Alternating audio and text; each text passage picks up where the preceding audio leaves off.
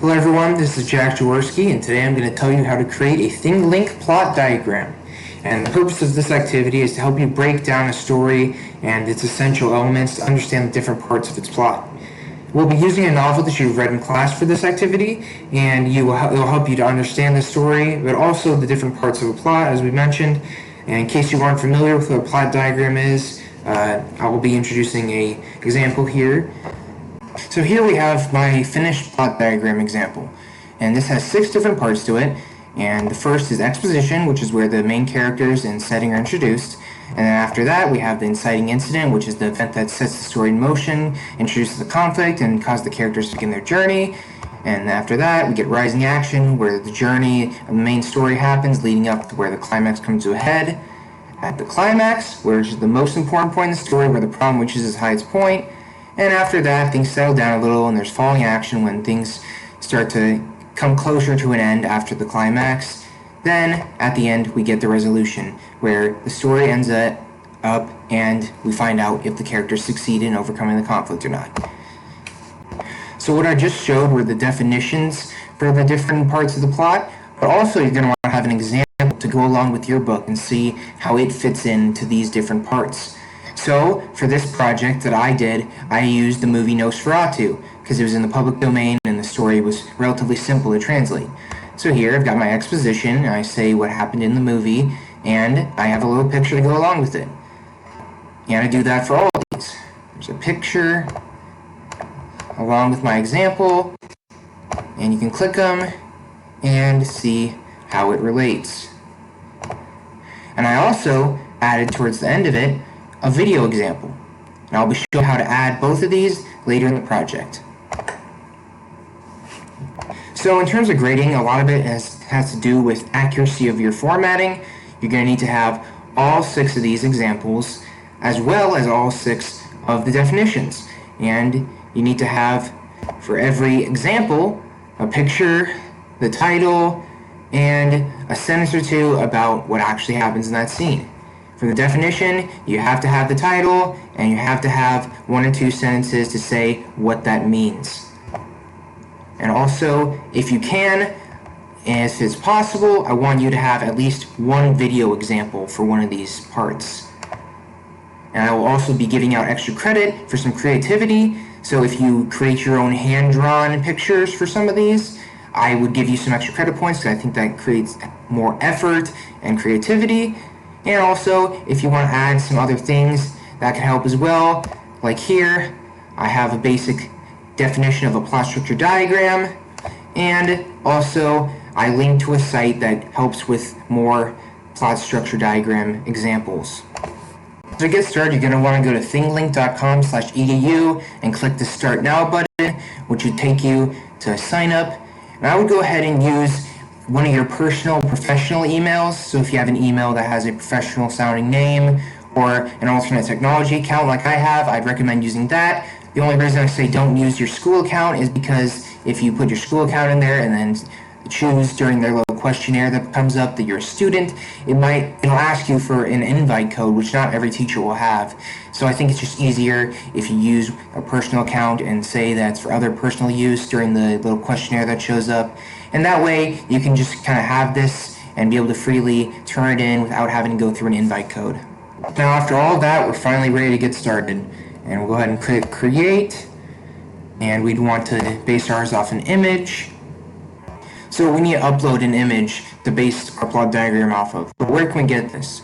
Well, one great option is the website pixabay.com. And if you go here, it gives you a ton of different free to use and free to implement images that you don't even have to credit anybody for, which is really convenient. So I'm looking for a mountain because it's got the right shape, and I'll go to vector graphics like clip art because that works best with these kind of flat descriptive things. And I'll go ahead and look through to find the one I like, and here it is. This works best for me, so it'll load up. I can click the free download and it'll download. I get to choose which size works best, and then I can just go ahead and bring it over here to my Thinglink, and drag it and drop it. And then got an image to base my plot diagram off of. So Thinglink is very easy to use once you actually get started. So I'll just click continue and pick my image. And I'll go ahead and rename it to something that's a little bit better. And I'll say mine is going to be the 3 Little Pigs plot diagram, because that's the example I use. So I'll click this pencil button to edit it, and we can just add our tags from here. And so we've got all these different things, and for the sake of this project, the best thing to use is this text button, and choose an icon for it. We'll just do this and choose from a couple colors. We'll say green is ours, and we'll want to do our exposition to start off. Short little description, where the setting and characters are introduced. And there's other things you can do here. You can add a URL if you want to link a website. You can add images. You can even upload audio. And for the sake of this, let's just upload an image to show you how you would do that. And I'll go to my pictures. And we'll just pick this one. And that should be good.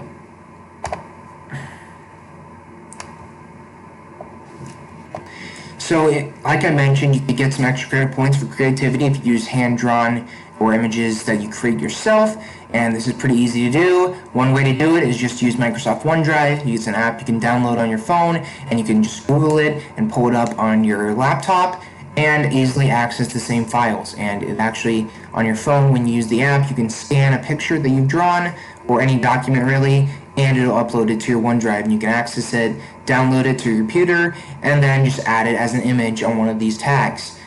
But also, you could use Microsoft Paint, or any other paint program really, and all you gotta do is make your image, and then click the save icon and download to your computer, and you can use it. But there's another trick if you're in a tough position where something doesn't seem to be downloading, and it's called the snipping tool. And what you'll do for that is you'll just pull up the app, you can use the search bar, and using this key shortcut, you can pull up the snipping tool, Control-Shift-S, or Windows key Shift-S. I know I accidentally turned that black, but it doesn't matter. Then you'll just choose this section, and it'll come up here. And you got that, just click it. And then this little app will show up, and here it lets you add some stuff to it. You can mark it up, but all you're going to want to do, if you're satisfied with it, is you click the save icon, it'll download to your computer, and then you can pull it up as an image for one of your buttons. So, to add a YouTube video to your Thinglink, for an example, it's pretty easy to do. All you got to do is pull this up, and you could add content from a website. And so, where do we go? So, you just pull up the video you want, and I think if we're going to add a YouTube video, we'll go ahead and find one, and here's just an example, and then you click share. And once that comes up, it gives you a couple options. It'll first give you the option to have just a link to it, which, I mean, we don't want to do for this, because we want to embed.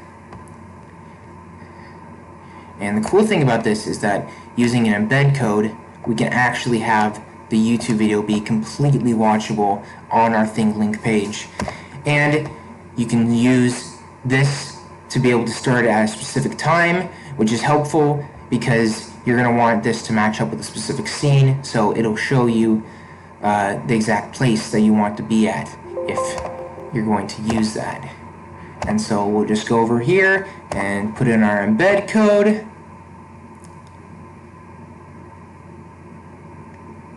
And then we have our image in here. Go ahead and change this icon to a better fit. And there we go.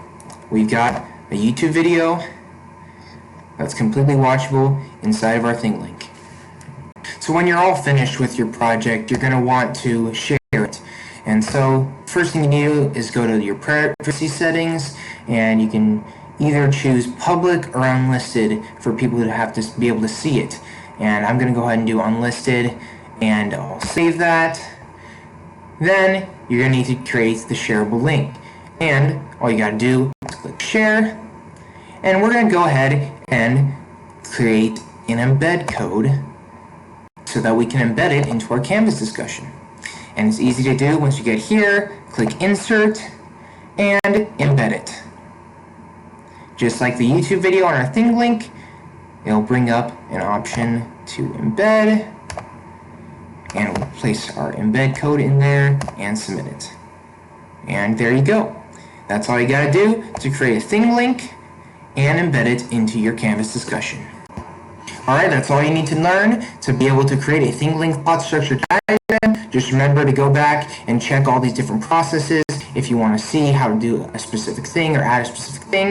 And also go back to my initial example that I showed off to show you what a finished product will look like. Besides that, you should all be good. Great job, everyone. Can't wait to see what your final products look like.